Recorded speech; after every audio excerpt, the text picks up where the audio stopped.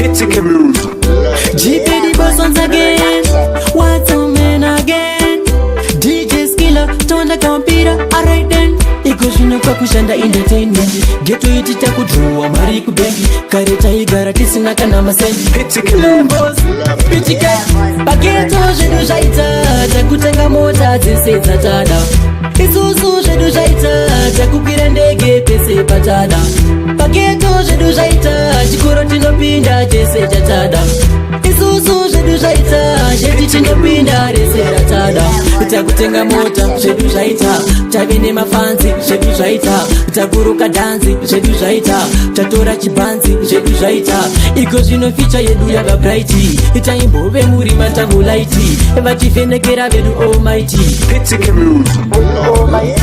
pageto zvedu zvaita takutenga mota dzese dzatada. Isusu zvedu zvaita takukwira ndege pese patada. Pageto zvedu zvaita chikoro tinopinda tese chatada. Isusu zvedu zvaita zvedu tinopinda rese ratada.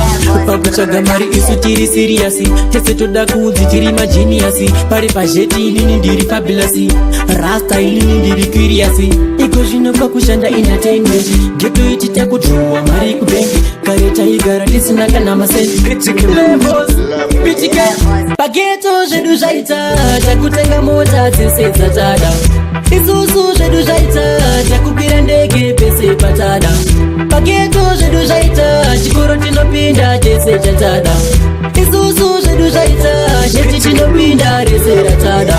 Takutenga mota zvedu zvaita tave nemafanzi zvedu zvaita takuruka dhanzi zvedu zvaita tatora chibanzi zvedu zvaita iko zvinoficha yedu yava brighti itaimbove muri matambulaiti vativhenekera vedu almighty Pitsy music. vedu almighty. Pageto zvedu zvaita takutenga mota dzese dzatada. Isusu zvedu zvaita takukwira ndege pese patada. Pageto zvedu zvaita chikoro tinopinda tese chatada. Isusu zvedu zvaita zvedu tinopinda rese ratada.